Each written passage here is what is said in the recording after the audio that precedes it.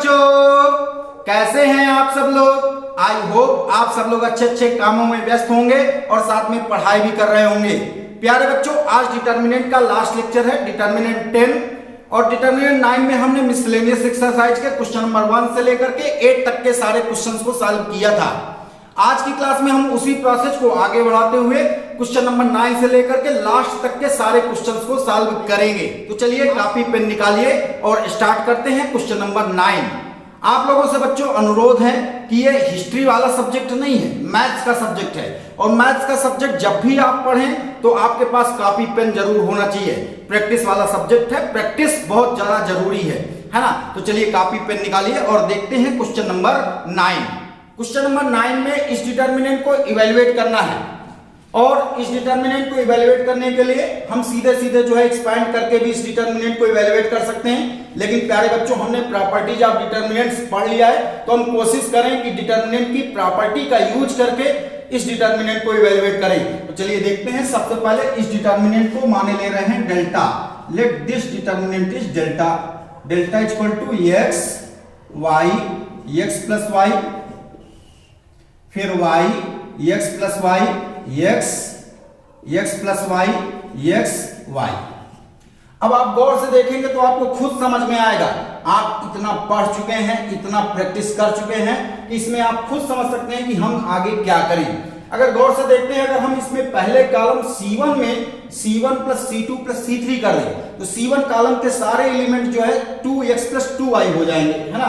तो एक काम कर सकते हैं कि C1 कॉलम में C1 plus C2 plus C3 कर दें। आप चाहो तो इसकी R1 रो में R1 plus R2 plus R3 भी कर सकते हैं। आपकी जो भी मर्जी हो आप वो कर सकते हैं। चाहे कॉलम में ऑपरेशन लगा लीजिए, चाहे रो में ऑपरेशन लगा लीजिए। मान लीजिए मैं कॉलम में ऑपरेशन लगा रहा हूं, C1 कॉलम के एलिमेंट को चेंज कर रहा हूं। C1 में क्या हो जाएगा, C1 plus C2 plus C3। जब मैं ये कॉलम C1 में यह ऑपरेशन लगाऊंगा तो कॉलम C1 के एलिमेंट चेंज हो जाएंगे और वो चेंज होकर के क्या होगा, x plus y plus x plus y, मतलब 2x प्लस वाई।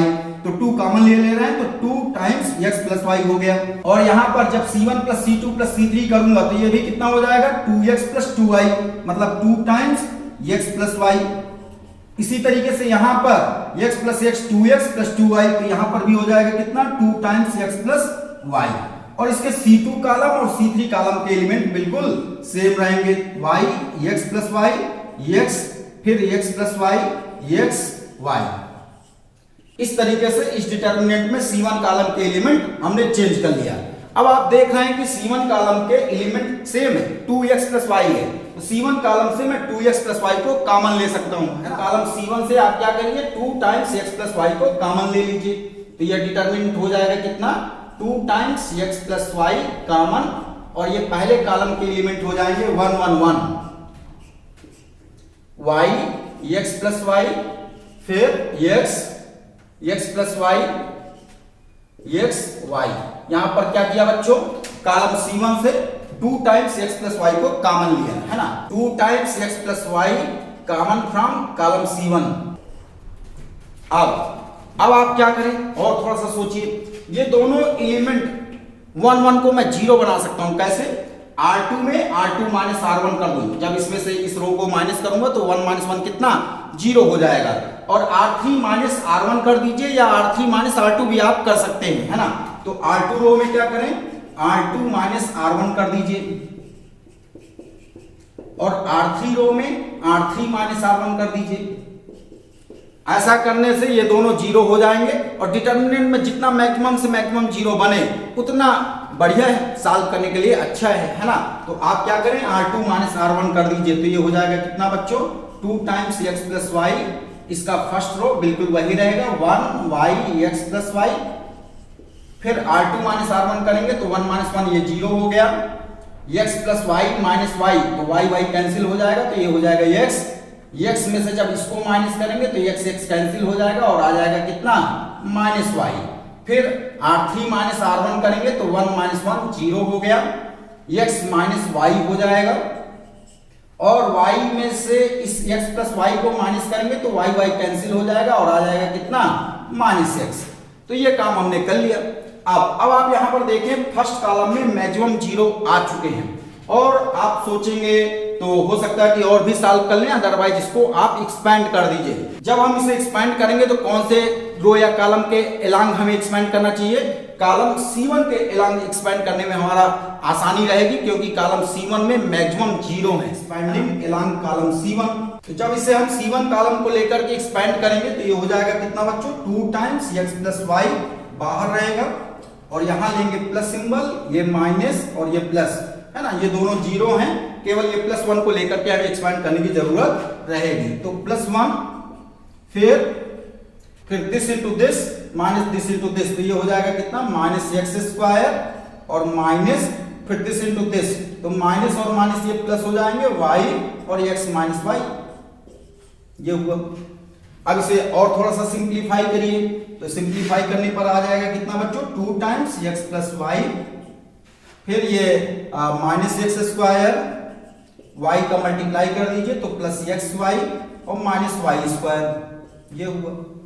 आप चाहो तो यहां से माइनस को कॉमन ले लीजिए। जब यहां से हम माइनस को कॉमन लेंगे तो ये हो जाएगा कितना बच्चों? 2 टाइम्स x प्लस वाई, और ये माइनस बाहर कॉमन, तो ये आ जाएगा x square plus y square minus x y, और x plus y into x square plus y square minus x y, इन दोनों का मल्टीप्लिकेशन आप जानी पहचानी चीज है, आप जानते हैं। क्या जानते हैं बच्चों? a cube plus b cube का formula, a cube plus b cube का फार्मूला होता है a plus b into a square plus b square minus a b, ये फार्मूला आप जानते हैं, है ना। इन दोनों का अगर मैं मल्टीप्लाई करूंगा तो ये मल्टीप्लाई करने के बाद जो रिजल्ट आएगा वो क्या आएगा? a cube plus b cube. इस फार्मूले से x plus y into x square plus y square minus x y को अपन क्या लिख सकते हैं? x cube plus y cube, तो ये लिखे दे रहे हैं, तो ये हो जाएगा कितना? Minus 2 times x cube plus y cube, और ये इस क्वेश्चन का आंसर हुआ। इस तरीके से हमारा क्वेश्चन नंबर 9 कंप्लीट होता है। और अब हम देखते हैं next question, question number 10। Question number 10 में भी इस डिटर्मिनेंट को हमें इवेलुएट करना है, और बहुत इजी क्वेश्चन है, आसान सा क्वेश्चन है, हलवा है हलवा, केवल हमें खाना है। तो चलिए खाते हैं। सबसे पहले हम इस डिटर्मिनेंट को माने ले रहे हैं क्या? Late this determinant is delta, delta मान लिया। अब इन दोनों वन को जैसे पिछले क्वेश्चन में जीरो कैसे बनाए थे? R2 माइनस R1 कर दीजिए और R3 माइनस R1 कर दीजिए। आप चाहो तो R3 माइनस R2 भी कर सकते हैं, है ना। तो इन दोनों को जीरो बना लीजिए सबसे पहले। तो क्या करें? R2 रो में R2 माइनस R1 कर दें, और साथ में R3 रो में R3 माइनस R1 कर दीजिए। ऐसा करने से यह डिटर्मिनेंट क्या बन जाएगा? R1 रो के एलिमेंट बिल्कुल वही रहेंगे, 1xy। R2 में R2 माइनस R1 करेंगे तो 1 माइनस 1 ये 0 हो गया। x plus y minus x करेंगे तो यहां से y हो जाएगा, और y माइनस y करेंगे तो ये 0 आ गया। फिर R3 माइनस R1 करेंगे तो 1 माइनस 1 0 हो गया। x माइनस x करेंगे तो ये 0 हो गया, और x प्लस y में से y माइनस करेंगे तो ये x हो गया। बच गई बात बच्चों, वेरी इजी। अब क्या करें? इसकी सेकंड रो में y कॉमन है, y कॉमन है, यहां पर 0 इंटू वाई है और यहां पर भी 0 इंटू वाई है। तो सेकंड रो से हम y को बाहर ले लेते हैं, और थर्ड रो में गौर से देखिए यहां पर भी x कॉमन है, तो थर्ड रो से हम x को कॉमन ले लेते हैं। तो सेकंड रो से y कॉमन लीजिए और थर्ड रो से x कॉमन लीजिए, तो बाहर आ जाएगा x इंटू वाई, और ये हो जाएगा फर्स्ट रो बिल्कुल वही रहेगी 1xy। सेकंड रो में हो जाएगा 0 1 0, और फिर थर्ड रो में हो जाएगा 0 0 1। यहां पर हमने क्या किया बच्चों? y common from R2 row and x common from R3 row. अब आप ध्यान से देखिए, यह बन गया अपर ट्रायंगुलर मैट्रिक्स, है ना। अपर ट्रायंगुलर मैट्रिक्स बन गया। इसके ऊपर के एलिमेंट कुछ भी हो और इस ट्रायंगल के नीचे वाले एलिमेंट 0 बन गए। तो हमने डिटरमिनेंट की प्रॉपर्टी में पढ़ा था कि अगर अपर ट्रायंगुलर मैट्रिक्स है या लोअर ट्रायंगुलर मैट्रिक्स है तो उस डिटरमिनेंट की वैल्यू क्या? इसके डायगोनल के एलिमेंट के प्रोडक्ट के बराबर होती है। तो ये 1 इंटू 1 इंटू 1 करेंगे तो कितना? 1 आएगा, है ना। तो यहां से इस डिटरमिनेंट की वैल्यू 1 आएगी, अदरवाइज आप सॉल्व करेंगे तब भी ये 1 निकल करके आएगा। तो ये हो गया कितना? x इंटू वाई, और ये हमारा आंसर हुआ। इस तरीके से क्वेश्चन नंबर 10 भी कंप्लीट होता है।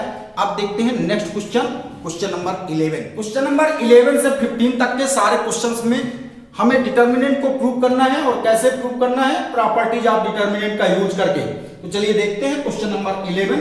क्वेश्चन नंबर 11 आप लोगों के सामने लिखा हुआ है। इसमें इस डिटर्मिनेंट को इतना लाना है ना। तो सबसे पहले हम लेफ्ट हैंड साइड ले लेते हैं, LHS। LHS में क्या है बच्चों, ये डिटर्मिनेंट दिया है 3/3 ऑर्डर का डिटर्मिनेंट है, जिसके एलिमेंट है alpha, alpha square, beta plus gamma. Second row में है beta, beta square, gamma plus alpha, फिर gamma, gamma square, alpha plus beta. ये गिवन है और हमें प्रूव करना है ये, है ना। तो इसके लिए सबसे पहले हमें क्या समझ में आ रहा है कि हम R2 माइनस R1 कर दें। R2 माइनस R1 कर देंगे तो यहाँ पर बीटा माइनस अल्फा हो जाएगा, यहाँ पर beta square minus alpha square हो जाएगा, और यहाँ पर गामा कैंसिल हो जाएगा, अल्फा माइनस बीटा हो जाएगा। तो कुल मिलाकर के बीटा माइनस अल्फा या alpha minus beta second row में आ जाएगा, है ना, जिससे हम अल्फा माइनस बीटा को कॉमन ले लेंगे। और R3 माइनस R1 कर दीजिए। R3 माइनस R1 करने से गामा माइनस अल्फा आ जाएगा, gamma square minus alpha square आ जाएगा, जिससे हम gamma minus alpha into gamma plus alpha लिख लेंगे। और यहाँ पर आ जाएगा क्या, बीटा बीटा कैंसिल हो जाएगा और अल्फा माइनस गामा आ जाएगा। तो गामा माइनस अल्फा भी हमारा कॉमन हो जाएगा। तो क्या करें, सेकेंड रो में R2 रो में R2 माइनस R1 कर दीजिए, और साथ में R3 रो में R3 माइनस R1 कर दीजिए। ऐसा करने से ये डिटर्मिनेंट क्या हो जाएगा, पहली रो इसकी बिल्कुल सेम रहेगी, alpha, alpha square, beta plus gamma. फिर यहां आ जाएगा बीटा माइनस अल्फा, यहां आ जाएगा beta square minus alpha square, और यहां पर जब R2 माइनस R1 करेंगे तो गामा गामा कैंसिल हो जाएगा और ये हो जाएगा अल्फा माइनस बीटा। फिर थर्ड रो में क्या करें, gamma minus alpha, R3 minus R1 कर रहे हैं, gamma square minus alpha square हो जाएगा यहाँ पर, और यहाँ पर इसमें से इसको माइनस करेंगे तो बीटा बीटा कैंसिल हो जाएगा और ये हो जाएगा अल्फा माइनस गामा। अब राइट हैंड साइड में हमें लाना है अल्फा माइनस बीटा। तो अपन सेकेंड रो में सब जगह अल्फा माइनस बीटा बनाने की कोशिश करें, है ना। कैसे करेंगे, फर्स्ट रो बिल्कुल इसका सेम रखते हैं, alpha, alpha square, beta plus gamma. First row बिल्कुल सेम रहेगी।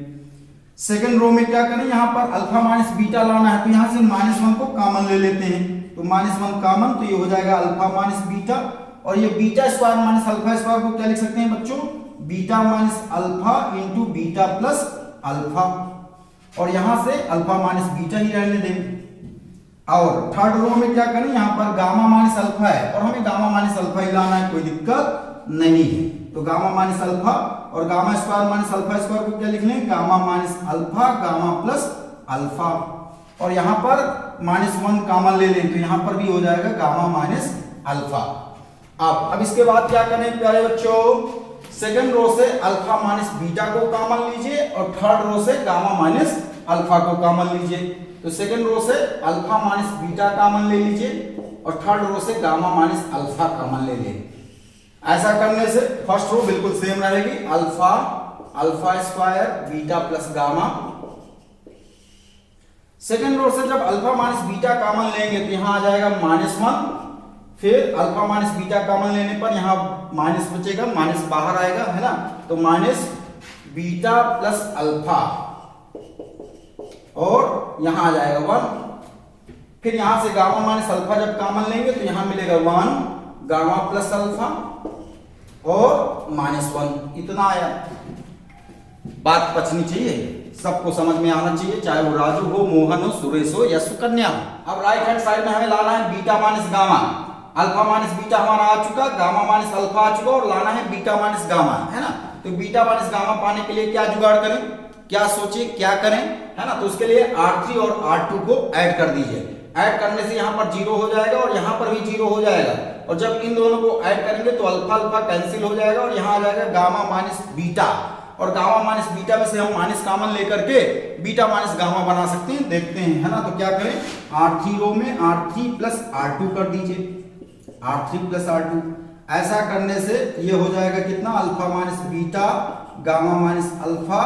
फर्स्ट और सेकेंड रो बिल्कुल सेम रहेगी, alpha, alpha square, beta plus gamma, फिर -1 माइनस अल्फा माइनस बीटा लिख सकते हैं इसे, और ये हो गया 1।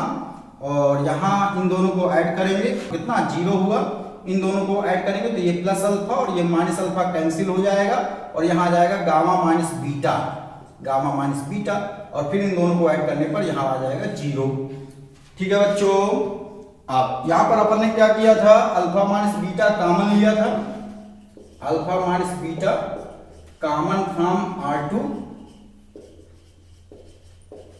और gamma minus alpha common from R3।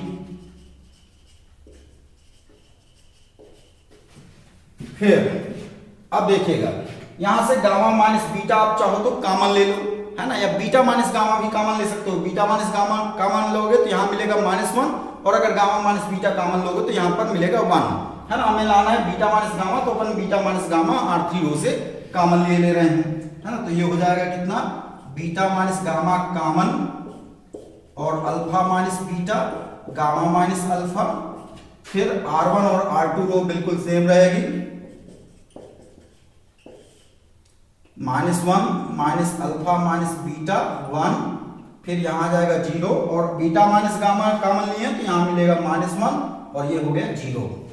ठीक है बच्चों, अब आगे क्या करें, बीटा माइनस गामा आ चुका, गामा माइनस अल्फा आ चुका और अल्फा माइनस बीटा आ चुका। अब आप कुछ मत कीजिए, इसे R3 रो के एलॉन्ग एक्सपेंड कर दीजिए, तो है ना, एक्सपेंडिंग एलॉन्ग R3 रो। R3 रो को लेकर के जब एक्सपेंड करेंगे तो ये तो पहले बाहर वाला पार्ट बिल्कुल वही रहेगा, beta minus gamma alpha minus beta और गामा माइनस अल्फा। अब अपन एक्सपेंड कर रहे हैं R3 रो को लेकर के, तो यहाँ plus minus plus minus plus, है ना, ये दोनों 0 हैं, केवल ये -1 को लेकर के हमें एक्सपेंड करना होगा। तो ये माइनस और ये -1 क्या हो जाएगा बच्चों, +1। फिर ये -1 जिस रो और जिस कॉलम में है उन दोनों को क्लोज किया, multiply this into this minus this into this होगा, तो अल्फा इंटू 1 कितना हो गया, अल्फा, फिर माइनस दिस इंटू दिस, तो माइनस माइनस प्लस हो जाएगा, प्लस बीटा प्लस गामा, ये आया, है ना। इसे थोड़ा सा और सिंप्लीफाई कर सकते हैं, और सिंप्लीफाई करेंगे तो ये क्या हो जाएगा बच्चों, बीटा माइनस गामा लाना था, बीटा माइनस गामा हमारा आ चुका, गामा माइनस अल्फा को पहले लिखे ले रहे हैं, फिर अल्फा माइनस बीटा, और ये +1 का जब मल्टीप्लाई करेंगे तो ये हो जाएगा alpha plus beta plus gamma, और राइट हैंड साइड में हमारा यही है, RHS यही है। तो इसका मतलब क्वेश्चन नंबर 11 हमारा प्रूव हो जाता है। अब इसी तरीके से बिल्कुल देखते हैं क्वेश्चन नंबर 12। क्वेश्चन नंबर 12 में इस डिटर्मिनेंट को हमें यह प्रूव करना है, और जहां पर P क्या है, स्केलर क्वांटिटी, है ना। स्केलर क्वांटिटी का मतलब कोई कांस्टेंट है, और ये कांस्टेंट कुछ भी हो सकता है, ठीक। तो ये डिटर्मिनेंट को हमें यह प्रूव करना है। तो सबसे पहले हम इसका क्या LHS वाला पार्ट लेते हैं, LHS। LHS में क्या है बच्चों, x square 1 plus px cube, y square 1 plus py cube, फिर z square 1 plus pz cube. एक प्यारा सा बेहतरीन सा क्वेश्चन है। आपने डिटर्मिनेंट्स की प्रॉपर्टीज में पढ़ रखा है बच्चों कि किसी रो या कॉलम में 2 या 2 से ज्यादा टर्म हो तो हम उन्हें अलग अलग डिटर्मिनेंट के रूप में लिख सकते हैं, है ना। तो इसे क्या लिख सकते हैं, इसे 2 डिटर्मिनेंट के टुकड़ों में बांट सकते हैं, क्योंकि इसके थर्ड कॉलम में 2 टर्म है ना।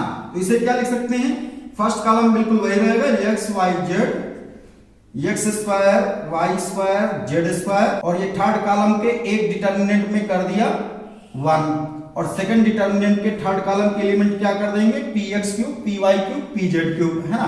तो इसका फर्स्ट कॉलम सेम रहेगा, x y z, x square y square z square, और थर्ड कॉलम के एलिमेंट कर दिया px cube py cube pz cube.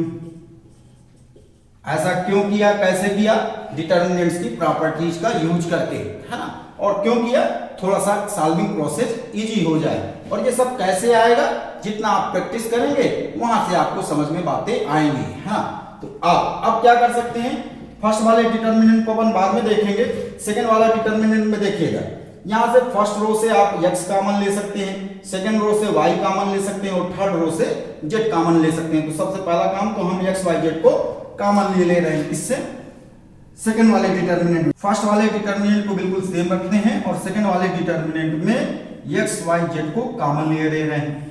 कहां से, x कॉमन ले रहे हैं फर्स्ट रो से, तो ये हो जाएगा 1x px स्क्वायर, और यहां से y कॉमन ले लें तो ये हो जाएगा 1y py स्क्वायर, और थर्ड रो से z कॉमन ले लें तो ये हो जाएगा 1z pz स्क्वायर, यह बना, है ना। अब और थोड़ा सा देखिए, यहां पर हमने क्या किया, x common from R1 row, x common from R1, y common from R2 और z कॉमन फ्रॉम R3। यह काम यहां पर इस स्टेप में किया गया है। अब आगे आप क्या देख रहे हैं, क्या समझ रहे हैं, इसके कॉलम C3 में P सब जगह है, तो P हम कॉलम C3 से कॉमन ले लें, है ना। तो अब क्या करें, कॉलम C3 से P कॉमन ले लें। पहला वाला डिटर्मिनेंट को माने ले रहे हैं डेल्टा 1, है ना, तो ये डेल्टा 1 डिटर्मिनेंट हो गया। डेल्टा 1 डिटर्मिनेंट को बिल्कुल सेम रख रहे हैं और फिर यहां थर्ड कॉलम से P कॉमन ले लिया, तो ये हो गया P x y z और ये हो जाएगा कितना 1 1 1 x y z, फिर P कॉमन लेने पर ये हो जाएगा x square y square z square, है ना। और ये डेल्टा 1 और ये जो डिटर्मिनेंट निकला है ये बिल्कुल एक जैसे दिख रहे हैं, है ना। अब क्या करें, इन दोनों को एक जैसा बना ले। अभी एक जैसा नहीं है लेकिन एक जैसा हम बना सकते हैं। यहां पर देखिए x y z है और यहां पर x square y square z square है, यहां 1 1 1 है, तो हमें फर्स्ट कॉलम में x y z चाहिए, तो यहां पर भी हम इन दोनों कॉलम को इंटरचेंज कर दे रहे हैं, है ना। तो यहां पर c इस वाले डिटर्मिनेंट में, इस डिटर्मिनेंट को मान लिया कौन सा डिटर्मिनेंट, डेल्टा 2। ये डेल्टा 2 वाले डिटर्मिनेंट में क्या करें, C2 और C1 कॉलम को इंटरचेंज कर दीजिए, है ना। तो डेल्टा 1 वाला डिटर्मिनेंट बिल्कुल सेम रहेगा और ये हो गया P x y z और इसके C1 और C2 कॉलम को चेंज करेंगे तो यहां पर बाहर आ जाएगा कौन सा साइन, माइनस साइन। आप पढ़ चुके हैं डिटर्मिनेंट की प्रॉपर्टी में कि हम डिटर्मिनेंट में किन्हीं दो रो या किन्हीं दो कॉलम को आपस में इंटरचेंज करते हैं तो डिटर्मिनेंट की वैल्यू का साइन जो है चेंज हो जाता है ना। तो यहाँ पर क्या किया, साइन को चेंज कर दिया और ये C1 और C2 कॉलम को इंटरचेंज किए दे रहे हैं, तो ये हो जाएगा x y z और यहाँ आ जाएगा 1 1 1, फिर third column x square y square z square होगा। अब और गौर से देखिए, यहाँ पर x y z आ गया, इसको हम कोशिश कर रहे हैं कि डेल्टा 1 बन जाए और ये बन जाएगा, है ना, दिख रहा है कि हम बना लेंगे, है ना। तो यहाँ पर x y z first column में आ चुका। अब यहाँ पर x square y square z square था सेकंड कॉलम में, तो यहाँ पर इन दोनों को इंटरचेंज कर दें। यहाँ पर क्या किया, C1 इंटरचेंज C2 किया था, किसमें, डेल्टा 2 में, इन डेल्टा 2 डिटर्मिनेंट में। अब C2 और C3 कॉलम को इंटरचेंज कर दीजिए तो यह हो जाएगा कितना, delta 1 minus P x y z और फिर इन दोनों को इंटरचेंज कर दीजिए। तो जब दो कॉलम को फिर से इंटरचेंज करेंगे तो फिर साइन चेंज होगा, तो ये माइनस क्या हो जाएगा, फिर से अगेन प्लस हो जाएगा और ये x y z और इन दोनों कॉलम को इंटरचेंज कर दिया तो ये हो जाएगा x square y square z square और 1 1 1। अब गौर से देखिए, यह डिटर्मिनेंट डेल्टा 1 ही आ गया, तो इस डिटर्मिनेंट को मैं क्या लिख सकता हूं, डेल्टा 1, है ना। तो ये काम किए ले रहे हैं, तो ये हो जाएगा delta 1 plus P x y z into delta 1। आप चाहो तो यहां से डेल्टा 1 को कॉमन ले लीजिए तो यह बन जाएगा कितना, 1 plus P x y z into delta 1।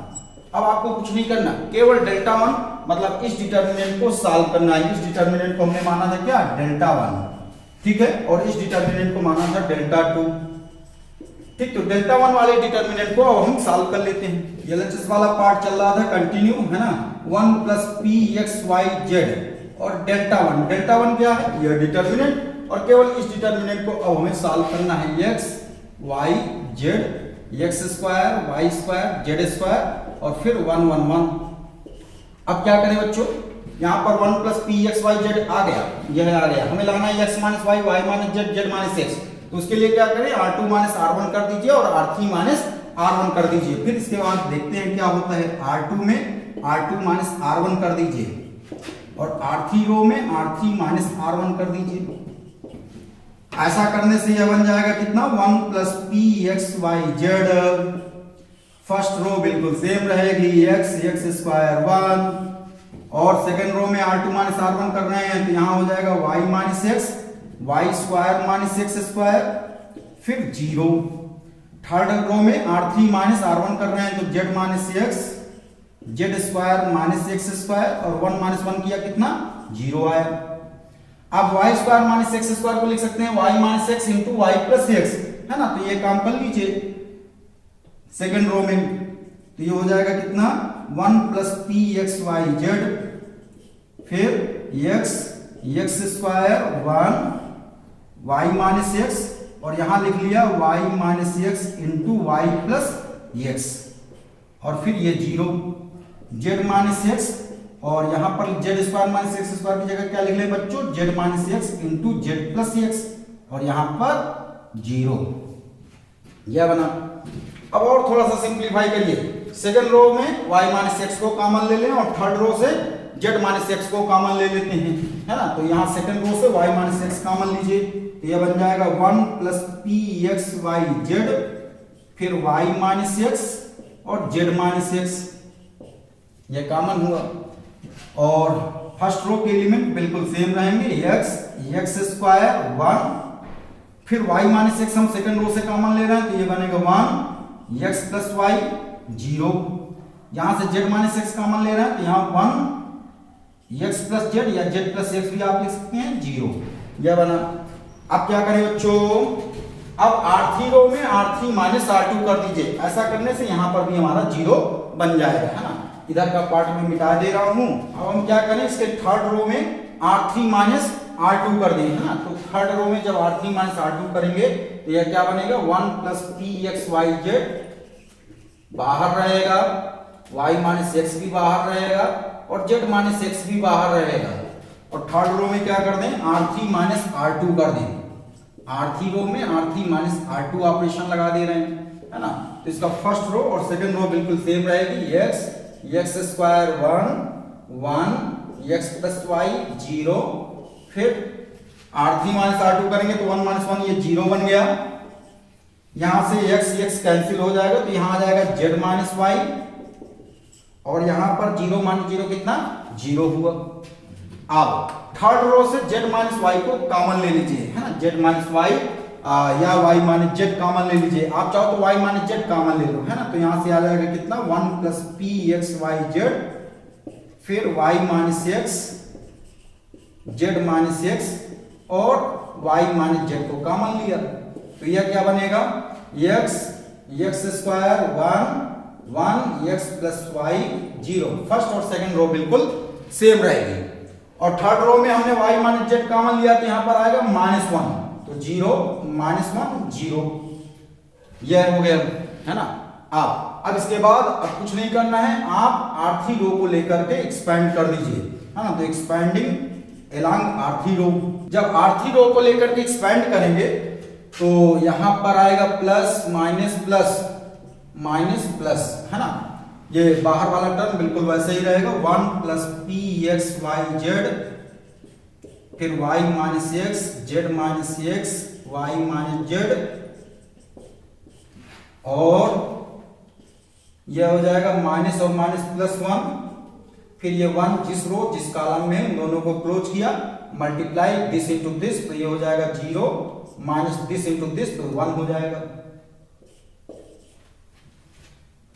अब इसे और थोड़ा सा सिंप्लीफाई करिए, अब देखिए जो लाना है उसकी तरफ देखिए, 1 plus p x y z हमारा आ चुका, एक्स माइनस वाई, और यहां पर हमारा आ रहा है वाई माइनस एक्स, तो यहां से माइनस को कॉमन ले लीजिए, है ना, माइनस यहां से कॉमन लीजिए, और यहां वाई माइनस जेड है, यहां पर भी y माइनस जेड है, और यहां z माइनस एक्स है, यहां z माइनस एक्स है, तो यहां से माइनस कॉमन ले लीजिए, और ये भी -1 है, तो यहां से माइनस कॉमन और ये -1 क्या हो जाएंगे प्लस, तो ये हो जाएगा 1 plus p x y z, और यहां से माइनस कॉमन लेने पर x माइनस वाई हो जाएगा, फिर y माइनस जेड हो गया और z माइनस एक्स हो गया, माइनस यहां से कॉमन और ये -1, तो क्या बन गया प्लस। और यही हमारा राइट हैंड साइड था, राइट हैंड साइड में हमारा यही लाना था, ये क्वेश्चन प्रूव हो जाता है, एक बेहतरीन सा क्वेश्चन था। अब देखते हैं नेक्स्ट क्वेश्चन, क्वेश्चन नंबर 13 में हमें इस डिटर्मिनेंट को यह लाना है ना।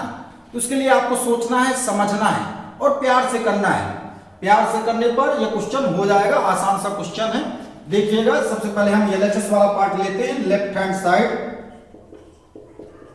LHS में है 3a minus a plus b minus a plus c minus b plus a 3b minus b plus c, फिर minus c plus a minus c plus b और 3c, यह डिटर्मिनेंट है।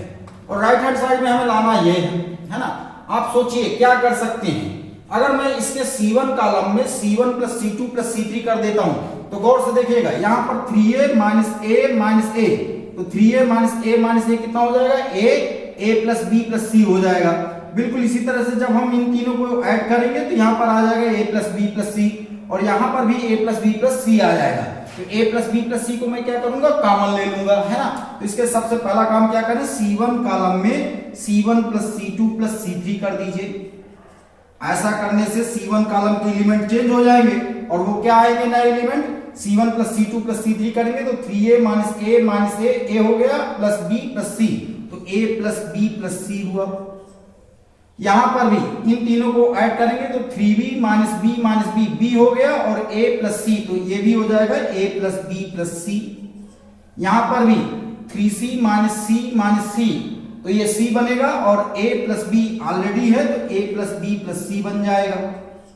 और C2 और C3 कॉलम के element बिल्कुल वैसा ही रखते हैं, minus a plus b, 3b minus c plus b, और फिर यहां पर minus a plus c minus b plus c और 3c, यह बना। अब क्या करें बच्चों, यहां पर फर्स्ट कॉलम से a plus b plus c को कॉमन ले रहे हैं, है ना। तो a plus b plus c first column से कॉमन ले लीजिए तो यह बन जाएगा a plus b plus c। First column के एलिमेंट हो जाएंगे 1 1 1, फिर minus a plus b, 3b minus c plus b और माइनस a प्लस c, फिर माइनस b प्लस c और 3c। यहां पर क्या किया गया है, a plus b plus c common from C1। अब क्या करें, अब इसके बाद यहां पर इन दोनों को हम जीरो बना सकते हैं। कैसे, R2 रो में R2 माइनस R1 कर दीजिए और R3 रो में R3 माइनस R1 कर दीजिए। आप चाहें तो R3 माइनस R2 भी कर सकते हैं, है ना। तो यहां पर R2 रो में R2 माइनस R1 करिए और R3 रो में R3 माइनस R1 करिए। ऐसा करने से यह बनेगा कितना, a plus b plus c बाहर रहेगा, R1 रो के एलिमेंट बिल्कुल वैसे ही रहेंगे। R2 माइनस R1 कर रहे हैं तो 1 माइनस 1 जीरो हुआ, दिस माइनस दिस करेंगे तो ये हो जाएगा प्लस a और 2b, तो a प्लस 2b मिलेगा, और दिस माइनस दिस करेंगे तो ये बन जाएगा a माइनस b और c कैंसिल हो जाएगा, a माइनस b, है ना। इसमें से जब इसको माइनस करेंगे तो यहां से c कैंसिल हो जाएगा, minus b minus minus a आएगा, minus b minus minus a का मतलब a माइनस b मिला। और फिर R3 माइनस R1 करेंगे तो ये जीरो बन गया, फिर यहां से b कैंसिल हो जाएगा और ये आ जाएगा a माइनस c, और इसमें से इसको माइनस करेंगे तो ये बन जाएगा कितना, a प्लस 2c, यह आया। अब और इसे थोड़ा सा देखिए, समझिए, कोशिश करिए, सॉल्व करिए, है ना। तो अब क्या करें, इसके C1 कॉलम को लेकर के एक्सपेंड कर दीजिए। अब कुछ मत करिए, C1 कॉलम को लेकर के एक्सपेंड किए दे रहे हैं, तो ये प्लस माइनस प्लस, है ना। तो एक्सपेंडिंग अलोंग C1 कॉलम, जब C1 कॉलम को लेकर के एक्सपेंड करेंगे तो ये a plus b plus c जैसा बाहर है वैसा ही रहेगा, a plus b plus c। फिर यहां पर आएगा प्लस 1 और ये 1 जिस रो और जिस कॉलम में उन दोनों को क्लोज कर दिया, दिस इंटू दिस करेंगे, माइनस दिस इंटू दिस, है ना। तो a plus 2b into a plus 2c, फिर minus a minus b into a minus c, यह बना। अब इसे कुछ और नहीं करना, क्या करना है, थोड़ा सा सिंप्लीफाई करना है, सॉल्व करना है, और जो रिजल्ट है हमारा वो आ जाएगा, है ना। तो इसके आगे हम यहां पर सॉल्व किए दे रहे हैं, एलएचएस वाला पार्ट कंटिन्यू चल रहा है। a plus b plus c बाहर है पहले से, प्लस 1 का पूरे में मल्टीप्लाई करेंगे तो कोई फर्क नहीं पड़ेगा, a प्लस 2b का इन दोनों में मल्टीप्लाई करिए तो यह बन जाएगा कितना, a स्क्वायर, फिर a का मल्टीप्लाई 2c में तो 2ac, फिर 2b का मल्टीप्लाई a में तो 2ab, और यह हो गया कितना, 4bc। फिर इन दोनों का मल्टीप्लाई करिए और बाहर माइनस से ध्यान रखिएगा तो साइन क्या होते जाएंगे, चेंज होते जाएंगे, है ना। तो a इंटू a स्क्वायर, तो ये हो जाएगा माइनस a स्क्वायर, फिर माइनस ac तो ये प्लस ac बन जाएगा, माइनस ab तो ये प्लस ab बन जाएगा, और माइनस माइनस प्लस bc तो ये माइनस bc हो जाएगा। थोड़ा सा और सिंप्लीफाई करिए, है ना। तो a स्क्वायर से a स्क्वायर कट जाएगा और 2ac और ये ac क्या हो जाएंगे, 3ac, तो a plus b plus c, और ये बनेगा 3ac फिर 2ab और ये ab, तो कितना 3ab हो गया। 4bc में से bc गया तो कितना 3bc बन गया। अब आप 3 यहां से कॉमन ले लीजिए। 3 जब हम कॉमन लेंगे तो ये बन जाएगा कितना 3 times a plus b plus c, और ये हो जाएगा ab plus bc plus ca। इसको पहले लिख लिया, फिर इसको लिखा, फिर इसको लिखा, है ना। और यही हमारा राइट हैंड साइड में था। तो इस तरीके से हमारा ये क्वेश्चन नंबर 13 भी कंप्लीट होता है। RHS आ गया और ये प्रूफ हो गया। अब देखते हैं next question, question number 14। Question number 14 में इस डिटर्मिनेंट को हमें 1 प्रूव करना है। और कहां से करना है? By using properties of determinant, है ना। प्रॉपर्टीज ऑफ डिटर्मिनेंट का यूज करके करना है। तो इसमें हम सबसे पहले LHS वाला पार्ट लेते हैं। ध्यान से देखिएगा प्यारे बच्चों, हर एक क्वेश्चन में बहुत सावधानी बरतनी है, प्रैक्टिस की जरूरत है। आप प्रैक्टिस करेंगे तो हर एक चीज समझ में आएगी, और जितना प्रैक्टिस करेंगे उतना मैथ्स आपको आएगी, है ना। तो देखते जाइए, समझते जाइए और करते जाइए। कॉपी पेन में करना है, कॉपी में लिखोगे, पेन से लिखोगे, ठीक। तो 3 6 plus 3p 10 plus 6p plus 3q ये है। तो सबसे पहले हम क्या करें कि ये 1 आ जाए, है ना। अब यहां पर देखिए तीसरे कॉलम में 3 टर्म है, तो हम इनको 3 डिटर्मिनेंट में टुकड़ों में बांटे तो ये थोड़ा सा काफी बड़ा पड़ जाएगा। और कुछ और तरीका सोचिए, क्या कर सकते हैं। सबसे पहले तो आप कोशिश करिए इन दोनों को 0 बनाइए, और इन दोनों को 0 कैसे बनाइए? R1 रो की हेल्प लेकर के। R1 रो की हेल्प कैसे लें? R2 रो में R2 माइनस 2R1 कर दें। 2R1 करेंगे तो यहाँ पर ये 2 बन जाएगा, और R2 माइनस 2R1 करेंगे तो ये 0 हो जाएगा, है ना। और यहाँ पर भी क्या करें? R3 माइनस 3R1 कर दें। R3 माइनस 3R1 करेंगे तो यह भी 0 बन जाएगा, है ना। तो ये काम कर लेते हैं। R2 रो में R2 माइनस 2R1 करिए, और R3 रो में R3 माइनस 3R1 करिए, ठीक। पहली रो बिल्कुल सेम रहेगी, 1 plus p 1 plus p plus q। फिर R2 माइनस 2R1 करें तो 2 माइनस 2 इंटू 1 0 हो गया। अब R2 में आप चाहो तो इसे रफ में लिख सकते हो, है ना। रफ में सॉल्व कर लीजिए।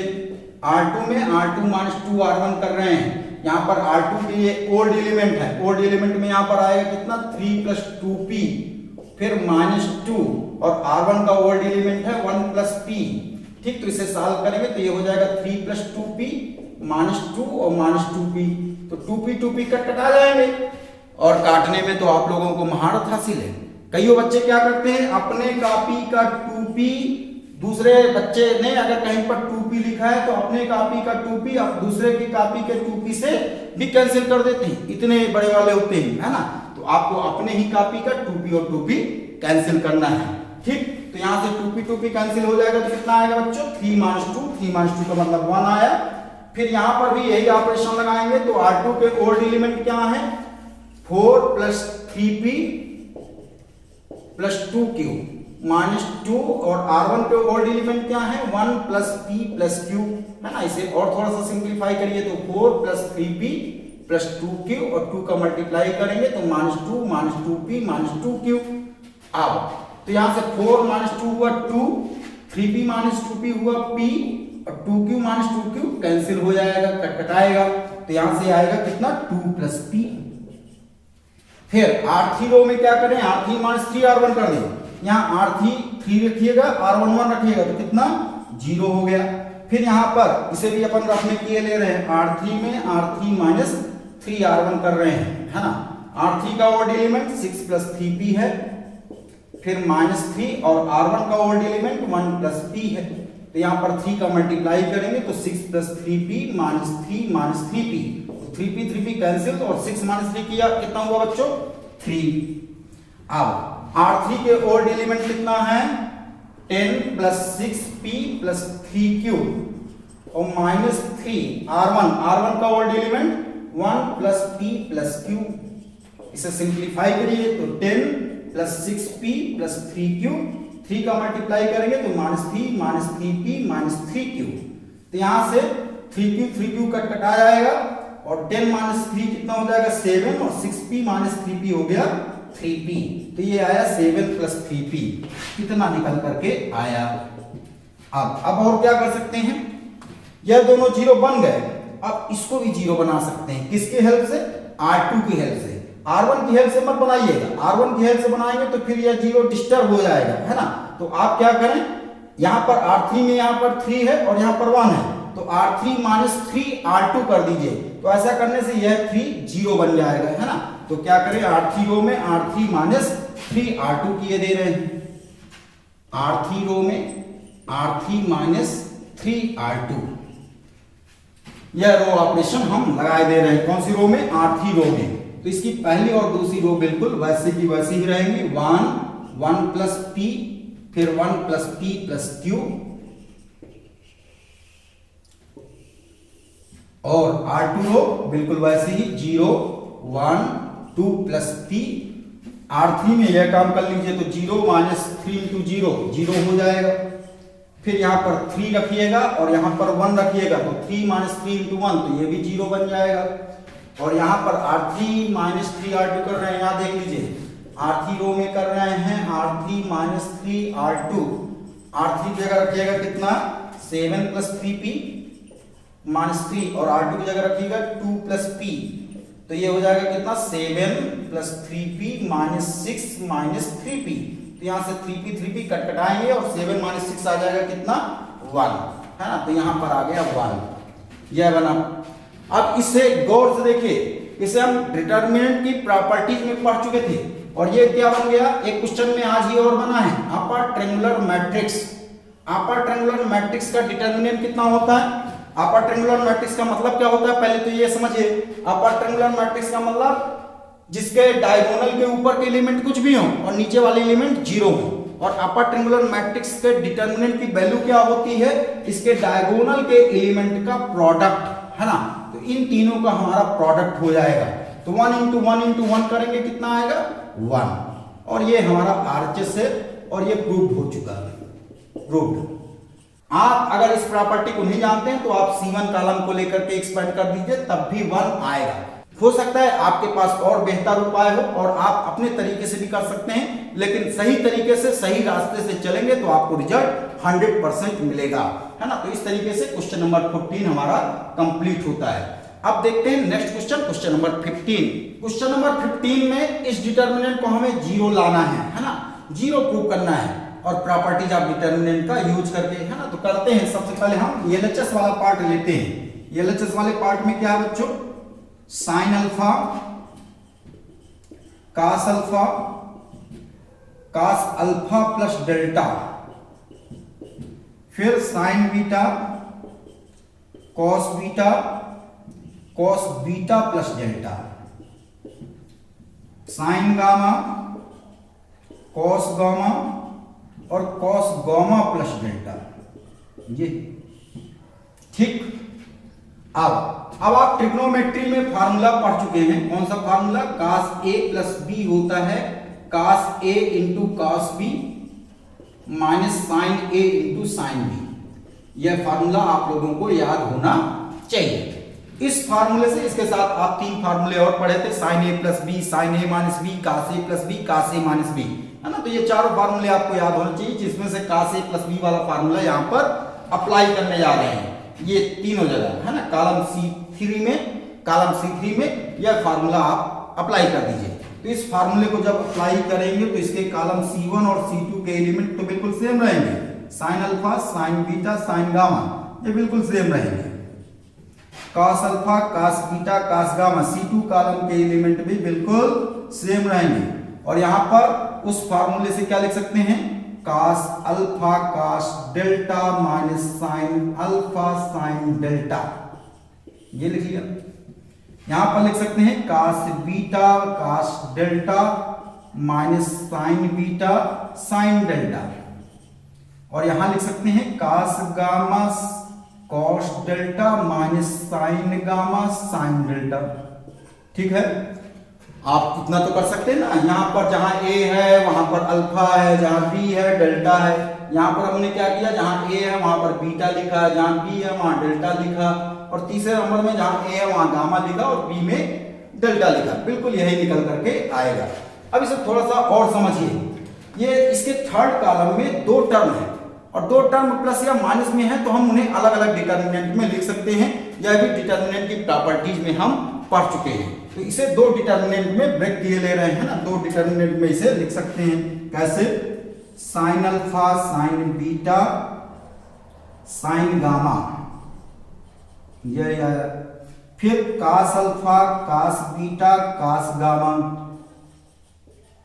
और इसके पहले डिटर्मिनेंट में ये वाले एलिमेंट लिखने है ना, तो ये हो जाएगा cos alpha cos delta cos beta cos delta, फिर कॉस गामा कॉस डेल्टा, और फिर सेकंड डिटर्मिनेंट में क्या लिखने? माइनस आएगा क्योंकि यहां पर माइनस साइन है। और सेकंड डिटर्मिनेंट में क्या रहेगा? इसका फर्स्ट और सेकंड कॉलम बिल्कुल सेम रहेंगे, sine alpha sine beta sine gamma, फिर cos alpha cos beta cos gamma, और यहां आ जाएगा sine alpha sine delta, minus बाहर लिख चुके हैं, साइन अल्फा साइन डेल्टा, फिर sine beta sine delta,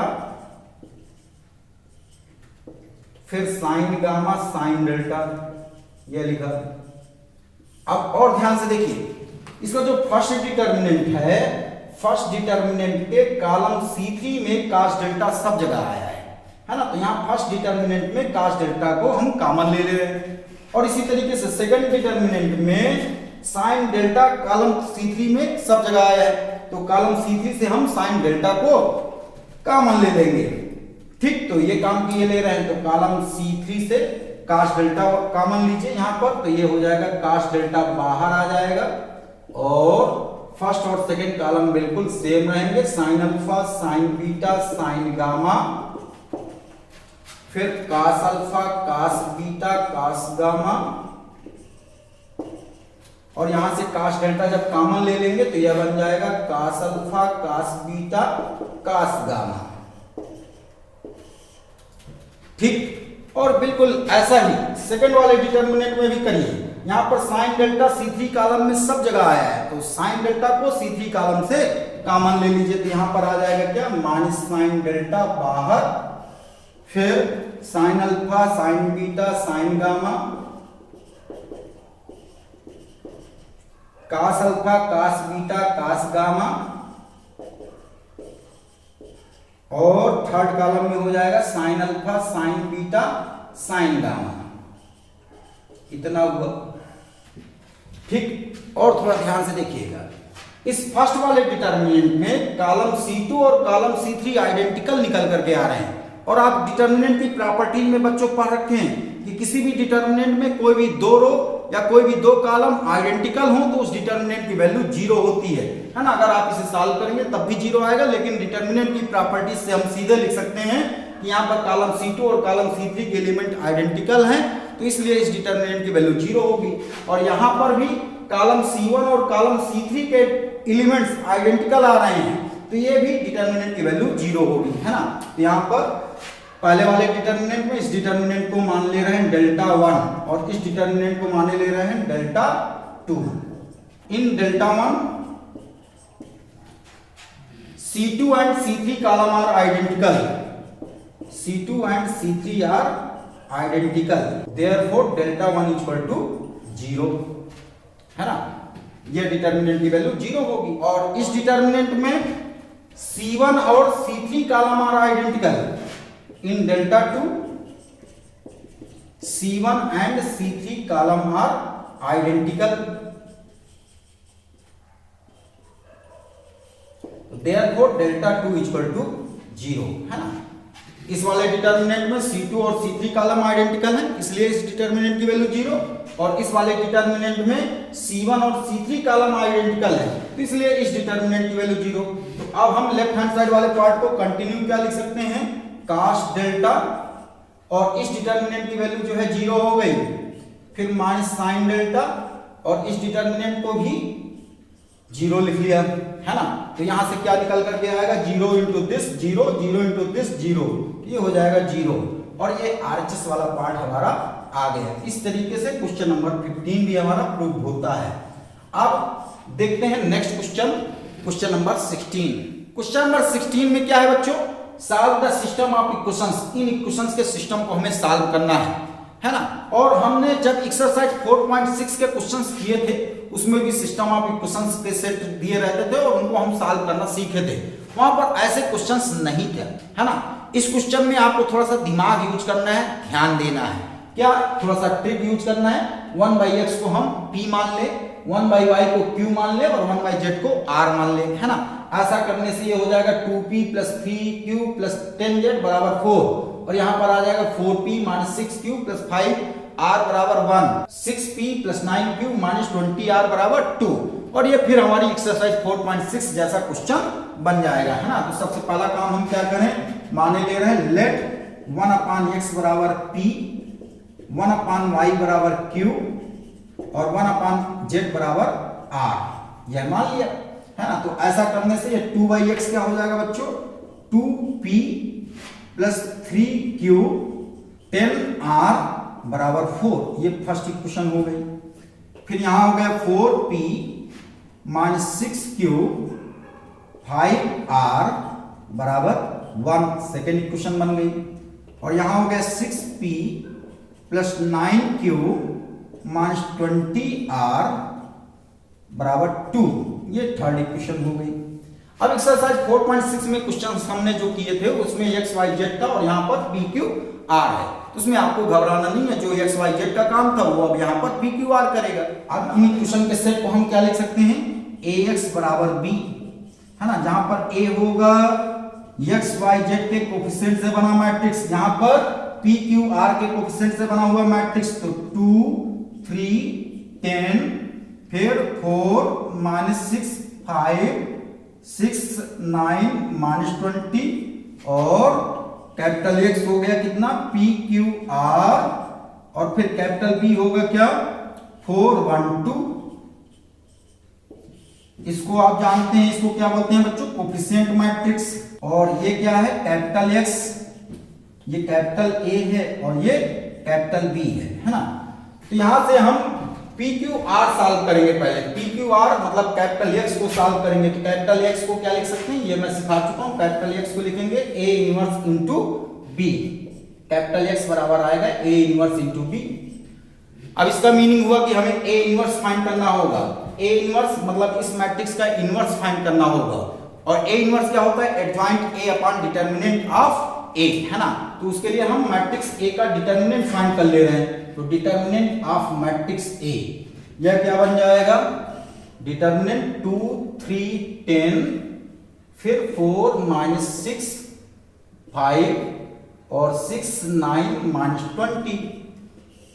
R1 रो के एलॉन्ग एक्सपेंड कर दीजिए तो ये बनेगा कितना, +2, फिर दिस इंटू दिस किया 120 माइनस दिस इंटू दिस किया 45, फिर -3 और दिस इंटू दिस किया -80, फिर माइनस दिस इंटू दिस किया 30 और +10, फिर 4 9 जा 36 और माइनस माइनस माइनस यहां पर प्लस हो जाएगा तो +6 6 जा 36, यह हुआ। अब इसे और थोड़ा सा सिंप्लीफाई करिए, 120 - 45 तो ये हो जाएगा 75, है ना। 75 × 2 150 हो जाएगा। -80 -30 -110 हुआ, -110 और -3 का इंटू तो +330 हुआ। फिर यहां पर 36 और 36 72 और 72 और 10 कितना 720 हुआ। इसे और थोड़ा सा सिंप्लीफाई करिए तो ये आ जाएगा कितना 0, फिर 2 3 5 5 10 1 बचा 8 8 3 11 11 और 1 1200 आया। तो कोफिशिएंट मैट्रिक्स का डिटरमिनेंट की वैल्यू कितनी आई 1200, है ना। मतलब मैट्रिक्स A का डिटरमिनेंट 1200 आया, इसका मतलब A इनवर्स एग्जिस्ट करेगा, है ना। Determinant of matrix A does not equal to 0, therefore A inverse exist करेगा। अब A इनवर्स होता है joint A upon determinant of A, जिसमें से हम डिटरमिनेंट ऑफ A निकाल चुके हैं। और अब हमें क्या निकालना पड़ेगा, एडजॉइंट ऑफ मैट्रिक्स A, मतलब इस मैट्रिक्स का एडजॉइंट मैट्रिक्स बनाना पड़ेगा। उसके लिए हमें इस मैट्रिक्स के कोफैक्टर्स निकालने पड़ेंगे। चलिए कोफैक्टर निकाले ले रहे हैं, A11 A12 A13 फिर A21 A22 A23, A31, A32, A33। A11 के लिए आएगा प्लस साइन, इसके लिए माइनस, इसके लिए प्लस, ये minus plus minus plus minus plus, है ना। अब A11 को कैलकुलेट करते हैं। A11 के लिए फर्स्ट रो और फर्स्ट कॉलम को क्लोज कर दिया, तो -6 इंटू -20 प्लस 120 और 120 माइनस 45, तो ये हो जाएगा कितना 75। फिर A12 के लिए फर्स्ट रो और सेकंड कॉलम को क्लोज कर दिया, तो ये आ जाएगा -80 और -30, -80 और -30 कितना 110, -110, है ना। तो -110 और ये प्लस 110 हो जाएगा। फिर A13 के लिए फर्स्ट रो थर्ड कॉलम को क्लोज कर दिया, तो ये आ जाएगा 36 और माइनस माइनस यहाँ पर फिर से 36 हो जाएगा, तो 36 प्लस 36 72 हो जाएगा। अब A21 कितना होगा, A21 के लिए सेकंड रो फर्स्ट कॉलम को क्लोज कर दिया, तो ये आ जाएगा -60 और -90, -60 -90 कितना -150, तो ये प्लस 150 हो जाएगा। फिर A22 के लिए सेकंड रो सेकंड कॉलम को क्लोज किया, तो -40 -60 -60 कितना -100, तो ये आ जाएगा -100। फिर A23 second row third column को क्लोज कर दिया, तो 18 -18, तो ये आ जाएगा 0 मतलब ये 0 बन गया, है ना। A31 third row first column को क्लोज किया, तो 15 प्लस 60 कितना 75। फिर A32 के लिए थर्ड रो सेकंड कॉलम को क्लोज किया, तो 10 -40 कितना -30, तो माइनस माइनस ये प्लस 30 हो जाएगा। A33 के लिए थर्ड रो थर्ड कॉलम को क्लोज किया, तो ये आ जाएगा -12 और -12, तो -12 कितना -24, तो ये हो गया -24। इस तरीके से हमने मैट्रिक्स ए के सारे एलिमेंट्स के कोफैक्टर्स फाइंड कर लिया। अब इस मैट्रिक्स ए का एडजॉइंट मैट्रिक्स क्या होगा, एडजॉइंट ऑफ मैट्रिक्स ए, ये हो जाएगा कोफैक्टर से जो मैट्रिक्स बनेगा उसका ट्रांसपोज, तो 75 110 72 150 -100 0 75 30 -24, यह कोफैक्टर से जो मैट्रिक्स बना इसका ट्रांसपोज ले लेंगे, तो एडजॉइंट ऑफ मैट्रिक्स ए निकल आएगा, है ना। तो ट्रांसपोज क्या हो जाएगा 75 110 72 150 -100 0 फिर 75 30 -24, ये निकला मैट्रिक्स ए कोफिशिएंट मैट्रिक्स का एडजॉइंट, है ना। अब ए इनवर्स क्या होगा, ए इनवर्स होगा 1 determinant of A into adjoint A, और डिटर्मिनेंट ऑफ ए आप निकाल चुके हैं कितना 1200, और एडजॉइंट ऑफ ए ये रहा, तो 75 150 75 110 -100 30 72 0 -24। अब इसके बाद थोड़ा सा स्पेस की कमी है, तो इधर वाला पार्ट में डिलीट किए दे रहा हूं, है ना। अब इसके बाद आप यहां से छापिएगा, कैपिटल X बराबर कितना था A इनवर्स इंटू बी, है ना। A इनवर्स अभी हमने निकाला, ये आया, है ना। इसको पुट किए दे रहे हैं A इनवर्स की जगह, तो 1/1200 और 75 150 75 फिर 110 -100 30 72 0 -24, यह A इनवर्स निकला। और कैपिटल बी हमारा यहां पर मैं डिलीट कर दिया हूं, कैपिटल बी ये है 412, तो 412। अब इन दोनों मैट्रिक्स का मल्टीप्लाई कर दीजिए, है ना। तो ये 3/3 ऑर्डर का मैट्रिक्स है और ये 3/1 ऑर्डर का मैट्रिक्स है। अब ये सब चीजें खत्म होने जा रही हैं। अगली क्लास से हम नेक्स्ट चैप्टर पढ़ेंगे कंटिन्यूटी एंड डिफरेंशिएबिलिटी, है ना। तो उसके लिए आपको ये सब चीजें आनी चाहिए। ये 3/3 ऑर्डर का मैट्रिक्स, ये 3/1 ऑर्डर का मैट्रिक्स, तो इन दोनों का मैट्रिक्स का प्रोडक्ट करने पर कितने ऑर्डर का मैट्रिक्स आएगा 3/1 ऑर्डर का, इसकी रो और इसके कॉलम के ऑर्डर का, है ना। तो ये आ जाएगा कितना 1/1200, और जब इन दोनों का मल्टीप्लाई करेंगे तो हमारा मैट्रिक्स किस ऑर्डर का मिलेगा 3x1 ऑर्डर का, है ना। इसकी फर्स्ट रो और इसका फर्स्ट कॉलम मल्टीप्लाई करिए, 75 × 4 कितना 300, फिर 150 × 1 150, 75 × 2 150, 110 × 4 440, फिर -100 फिर 60, फिर third row first column 72 into 4 728 288, फिर 0 और -48, इसे और कैलकुलेट करिए, है ना। तो ये आ जाएगा कितना बच्चों, 1/1200 बाहर है, 150 150 300 300 300 600 आया, 440 और 60 500 500 माइनस 100 कितना 400, फिर 288 माइनस 48 कितना हो गया 240।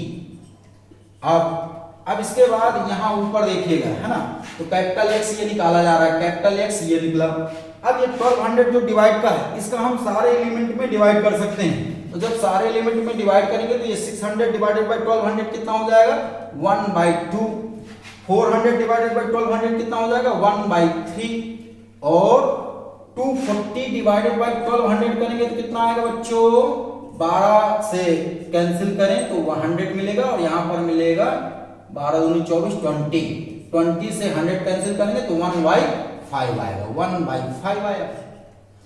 और कैपिटल एक्स हमारा क्या था, कैपिटल एक्स था PQR, small p small q small r, तो कैपिटल एक्स की जगह हम PQR लिख सकते हैं। तो स्मॉल p की वैल्यू आई कितनी 1/2, स्मॉल q की वैल्यू आई 1/3 और स्मॉल r की वैल्यू आई 1/5। लेकिन हमें स्मॉल p q r नहीं पाना है, हमें पाना क्या था x y z, और हम इस क्वेश्चन में मान चुके हैं कि स्मॉल p क्या है 1/x, स्मॉल q क्या है 1/y और स्मॉल r क्या है 1/z, तो 1/x, तो 1/x बराबर 1/2, तो यहां से निकला x बराबर 2, और स्मॉल q की जगह लिख सकते हैं 1/y, है ना, तो 1/y बराबर 1/3, तो y की वैल्यू आ गई 3, और 1 r की जगह क्या लिख सकते हैं 1/z, और 1/z की जगह 1/5, 1/z की वैल्यू 1/5, तो z की वैल्यू आ गई 5, और ये हमारा क्वेश्चन का आंसर हुआ।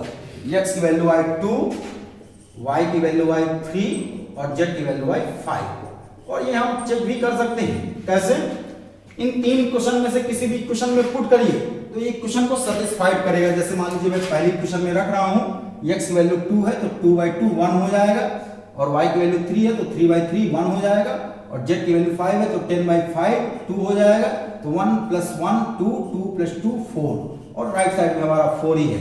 तो इस तरीके से हम चेक भी कर सकते हैं कि हमने आंसर बिल्कुल सही निकाला है कि गलत निकाला है। जब बच्चे एग्जाम दे करके निकलते हैं तो वो पूछते हैं एक दूसरे से कि राजू, सुकन्या, मोहिनी, तुम्हारा x y z का आंसर कितना आया था साइमल्टेनियस इक्वेशन वाले क्वेश्चन में, तो x की वैल्यू 2, y की वैल्यू 3, z की वैल्यू 5 आई थी, और सबका राजू, मोहिनी, सुकन्या सबका आंसर यही आना चाहिए, है ना। तो अब इस तरीके से क्वेश्चन नंबर 16 हमारा कंप्लीट होता है। अब देखते हैं ऑब्जेक्टिव क्वेश्चन, क्वेश्चन नंबर 17, 18, 19, ये तीन क्वेश्चन ऑब्जेक्टिव क्वेश्चन है, इनको देखते हैं। तो चलिए देखिएगा question number 17। Question number 17 objective question है, और इसमें क्या है, if ABC are in AP, ABC AP में है, AP का मतलब आंध्र प्रदेश नहीं बच्चों, अर्थमेटिक प्रोग्रेशन, है ना, और अर्थमेटिक प्रोग्रेशन आप क्लास 11th में पढ़ चुके हैं, है ना, AP GP ये दोनों आप पढ़ चुके हैं क्लास 11th में। तो if ABC are in AP, ABC AP में है, तो देन डिटरमिनेंट, इस डिटरमिनेंट की हमें वैल्यू बताना है। तो इस क्वेश्चन को करने के लिए आपको AP का कॉन्सेप्ट भी मालूम होना चाहिए। AP में आपने क्या पढ़ा था क्लास 11th में, AP में जैसे AP में क्या होता है कि second term minus first term करें और third term minus second term करें तो ये बराबर आता है, second term minus first term और third term minus second term ये बराबर आता है, इक्वल आते हैं, है ना। जैसे अगर आप एग्जाम्पल देखते हैं तो जैसे 2 3 4 यह AP में होगा, क्यों, क्योंकि 3 - 2 करेंगे तो 1 आएगा, और 4 - 3 करेंगे तो 1 आएगा, second term minus first term, 3 - 2 1 आया, और third term minus second term 4 - 3 यह भी 1 आया, तो 2 3 4 किस में है, AP में, है ना। और दूसरा एग्जांपल देखिएगा 3 7 11 यह भी AP में है, क्यों, क्योंकि 3 और 7 second term minus first term करेंगे तो 7 - 3 कितना 4 हुआ, 11 - 7 करेंगे तो यह भी 4 हुआ, तो ये भी AP में है ना। इसी तरीके से अगर ABC AP में है तो second term minus first term मतलब B - A और third term minus second term मतलब C - B ये दोनों भी क्या होंगे, इक्वल होंगे। अगर ये इक्वल है तो ABC एपी में है। और क्वेश्चन में बोला गया है कि एबीसी एपी में है, तो इसका मतलब बी माइनस ए किसके बराबर, सी माइनस बी के बराबर होगा। और इसी को हम क्या लिख सकते हैं, बी को इधर ले जाइए, ए को इधर ले जाइए, तो बी बी इधर आया तो 2b बराबर a प्लस सी। और यह रिजल्ट आपको एपी के लिए सीधे याद होना चाहिए, है ना। तो 2b बराबर a प्लस सी अगर हो रहा तो मतलब एबीसी एपी में है ना। अब इस डिटर्मिनेंट को हम ले रहे हैं, है ना। तो इस डिटर्मिनेंट को सबसे पहले हमने मान लिया डेल्टा। तो ये डेल्टा क्या है, x plus 2, x plus 3, x plus 2a, फिर x plus 3, x plus 4, x plus 2b, x plus 4, x plus 5, x plus 2c। अब क्या करें, इसकी सेकंड रो R2 में R2 माइनस R1 कर दीजिए, और थर्ड रो R3 में R3 माइनस R2 कर दीजिए, है ना। ऐसा करेंगे तो इसकी फर्स्ट रो बिल्कुल सेम रहेगी, x प्लस 2, x प्लस 3 और x plus 2a। Second row में R2 माइनस R1 करेंगे तो x x यहां से कैंसिल होगा, 1 बचेगा, x x यहां से कैंसिल होगा, 1 यहां पर भी मिलेगा, x x कैंसिल होगा और यहां पर मिलेगा 2b माइनस 2a। तो इसे हम लिख सकते हैं 2 टाइम्स b माइनस a। अब थर्ड रो में सेकंड रो को माइनस करेंगे, यहां से x x कैंसिल हो जाएगा, 1 होगा, यहां पर भी 1 मिलेगा और यहां पर मिलेगा 2 टाइम्स c माइनस b। अब इन दोनों 1 को भी मैं 0 बना सकता हूं, कैसे, R3 माइनस R2 कर देंगे, है ना। तो R3 रो में R3 माइनस R2 कर दीजिए। ऐसा करेंगे तो यह डिटर्मिनेंट का क्या हो जाएगा, x फर्स्ट रो और सेकंड रो बिल्कुल सेम रहेगी, x plus 2, x plus 3, x plus 2a, फिर 1 1 2 टाइम्स b माइनस a, और 1 माइनस 1 0 हो जाएगा, 1 माइनस 1 0 हो जाएगा, और इसमें से जब इसको माइनस करेंगे तो ये हो जाएगा 2 times c minus b minus b और प्लस a, है ना। तो c minus b minus b, तो c माइनस 2b और प्लस a हो गया, यह आया, है ना। अब ध्यान से देखिए, c plus a minus 2b या a plus c minus 2b मिला। इस 2b को अगर हम इधर ले जाते हैं तो a plus c minus 2b कितना, 0 होगा। लेकिन ये कब होगा, जब abc ap में है। और क्वेश्चन में दिया है कि abc आर इन ap, तो abc ap में है, तो यहां पर अब आगे देखते हैं, क्योंकि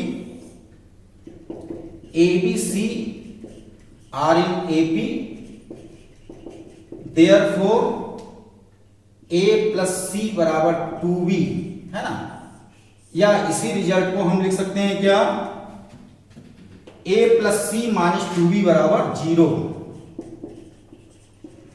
तो AP की इस प्रॉपर्टी का यूज करके हम इस डिटर्मिनेंट को क्या लिख सकते हैं, देयरफॉर गिवन डिटर्मिनेंट डेल्टा क्या हो जाएगा, x plus 2, x plus 3, x plus 2a, फिर 1 1 और 2 टाइम्स b माइनस a और 0 0 और a plus C minus 2b, इसकी जगह लिख सकते हैं क्या, 0। और किसी डिटर्मिनेंट में कोई भी एक रो या कोई भी एक कॉलम की एलिमेंट्स अगर 0 हैं तो उस डिटर्मिनेंट की वैल्यू क्या होती है बच्चों, 0 होती है ना।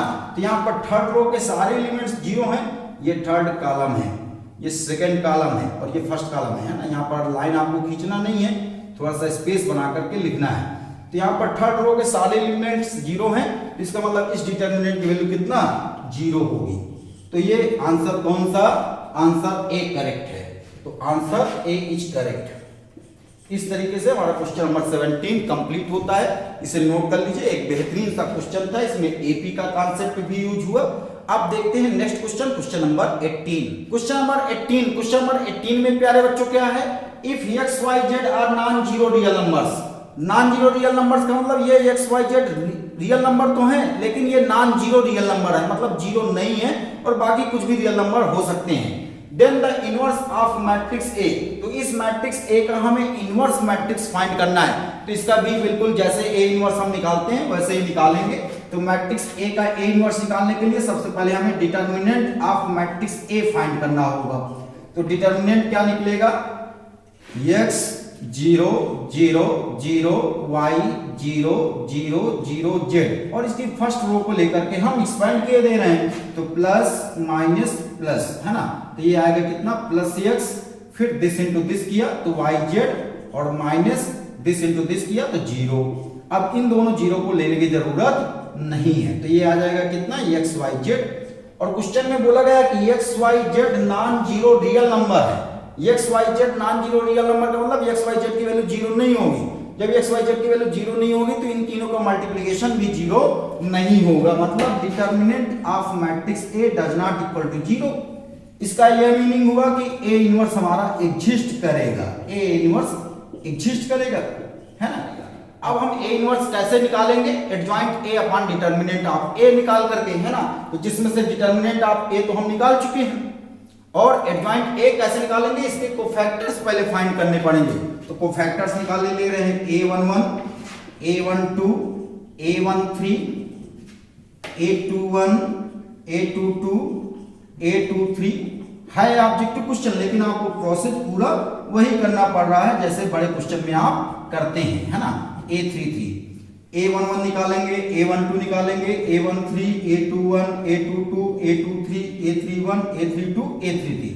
इसके लिए आएगा प्लस, इसके लिए माइनस, इसके लिए plus minus plus minus plus minus plus. अब कैलकुलेट करते हैं a11 क्या होगा? फर्स्ट रो, फर्स्ट कॉलम को क्लोज किया तो वाई जेड माइनस 0, तो ये आ जाएगा वाई जेड। फिर a12 के लिए ये 0, जिस रो जिस कॉलम में क्लोज किया, मतलब फर्स्ट रो सेकंड कॉलम को क्लोज किया तो दिस इनटू दिस 0 माइनस 0, तो यह आ गया 0। फिर a13 कितना आएगा बच्चों? फर्स्ट रो थर्ड कॉलम को क्लोज किया तो 0 माइनस 0, तो ये 0 आ जाएगा। a21 के लिए सेकंड रो फर्स्ट कॉलम को क्लोज किया तो 0 माइनस 0, तो ये भी 0 आया। फिर a22 के लिए सेकंड रो और सेकंड कॉलम को क्लोज किया तो x इंटू जेड माइनस 0, तो ये x जेड आया। फिर a23 second row third column को क्लोज किया तो ये आ गया 0 माइनस 0, तो 0 आया। फिर थर्ड रो फर्स्ट कॉलम को क्लोज किया तो 0 माइनस 0, 0 आया। थर्ड रो सेकंड कॉलम को क्लोज किया तो ये आ गया 0 माइनस 0, 0 आया। फिर थर्ड रो थर्ड कॉलम को क्लोज किया तो ये आ जाएगा एक्स वाई, ये निकल करके आया कोफैक्टर्स, ये कोफैक्टर्स निकल करके आए। अब एडजॉइंट क्या हो जाएगा? एडजॉइंट हो जाएगा इन कोफैक्टर से जो मैट्रिक्स बनेगा उसका ट्रांसपोज। तो adjoint of matrix A y z 0 0 0 x z 0 0 0 x y और इसका ट्रांसपोज, ठीक है ना बच्चों। ध्यान से देखते जाइएगा, ऑब्जेक्टिव क्वेश्चन है। ठीक कैसे किया जा रहा है? बिल्कुल सेम प्रोसेस है ना। अब इसका ट्रांसपोज लीजिए, ट्रांसपोज लेंगे तो वाई जेड 0 0 0 एक्स जेड फिर 0 0 एक्स वाई, ये एडजॉइंट ए निकल आया है ना। अब ए इनवर्स क्या हो जाएगा बच्चों? ए इनवर्स हो जाएगा 1 upon determinant of a into adjoint of matrix a, है ना।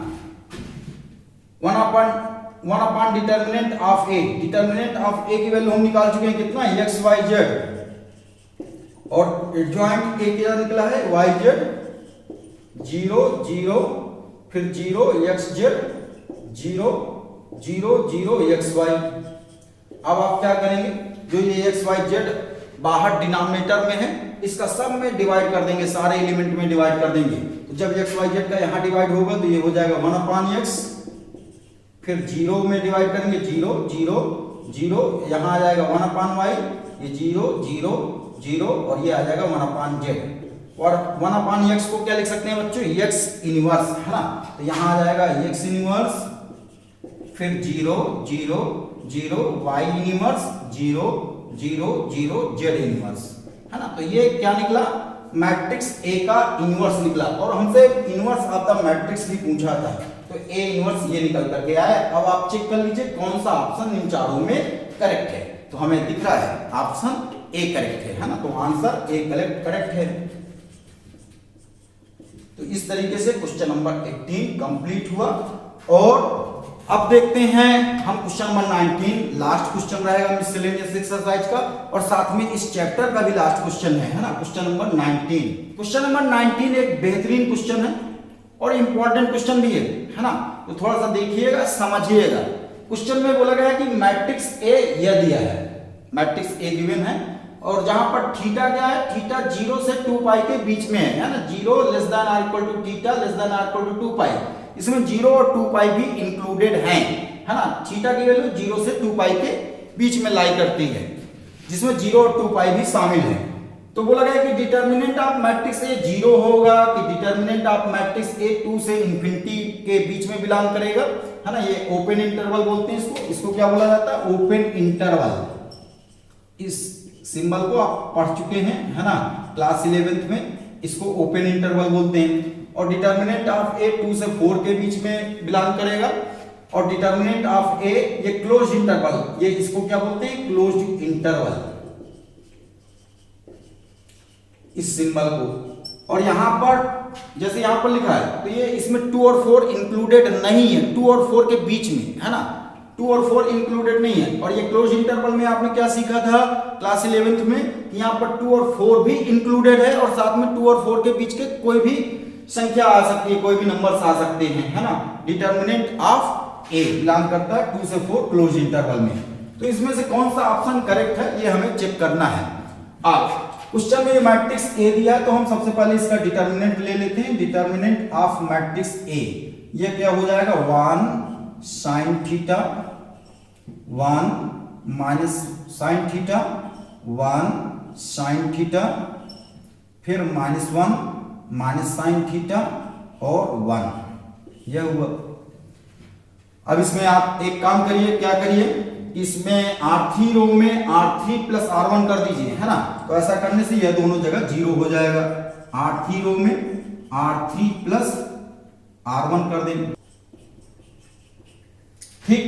तो यह काम करेंगे तो यह हो जाएगा कितना, पहली रो बिल्कुल वही रहेगी, 1 साइन थीटा 1, फिर minus sine theta 1 sine theta, और इन दोनों को ऐड करेंगे तो यह 0 हो जाएगा, यह भी 0 हो जाएगा, और 1 प्लस 1 कितना, 2 हो जाएगा। तीसरी रो के एलॉन्ग एक्सपेंड कर देते हैं, क्योंकि तीसरी रो में मैक्सिमम 0 है ना।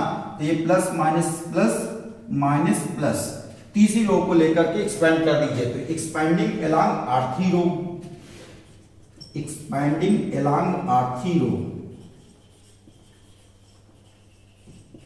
जब हम R3 रो को लेकर के एक्सपेंड करेंगे तो यह हो जाएगा कितना, +2, फिर 2 जिस रो और जिस कॉलम में खा गए उनको 1 into 1, फिर दिस इंटू दिस करेंगे तो माइनस माइनस प्लस हो जाएगा, तो प्लस साइन थीटा का स्क्वायर, मतलब साइन स्क्वायर थीटा, है ना।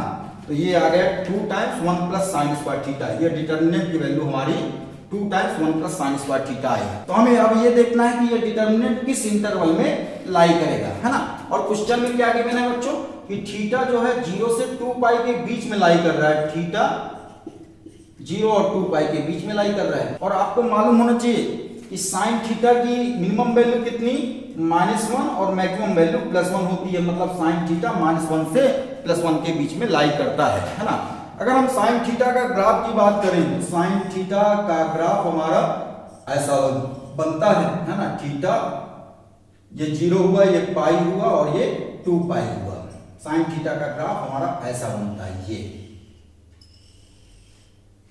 इसकी मिनिमम वैल्यू कितनी, -1 होती है, और मैक्सिमम वैल्यू +1 होती है। तो साइन थीटा का ग्राफ हमारा 0 से 2 पाई इंटरवल के लिए यह बना, है ना।